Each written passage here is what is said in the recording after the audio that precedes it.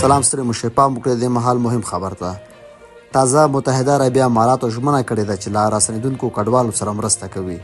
د افغانستان لپاره د متحده عربي اماراتو ځانګړي استازي محمد خلفان نن په کابل کې د افغانستان د اسلامي امارت د ریاست الوزرا له مرستیال مولوي عبدالسلام حنیفي سره د لیدو پر مهال خپل هیواد ته له ستنېدونکو اغېزمن شویو کډوالو سره د مرستو خبره وکړه. خو په دې برخه کې توضیحات نه دي ورکړي چې څومره مرسته او په څه ډول مرسته به کوي. اسلام آباد ویلي دي هغه کډوال چې په دغه هیواد کې ICC کارتونه لري یا د اوسېدو قانوني اسناد نه لري، که د اپریل تر 10 له پاکستانه بهر نشي په زور به یې وباسي. پاکستان ویلي دی چې د روان میلادي کال تر اخره به شاوخوا 3 میلیون افغان کډوال له خپلې خاورې وباسي.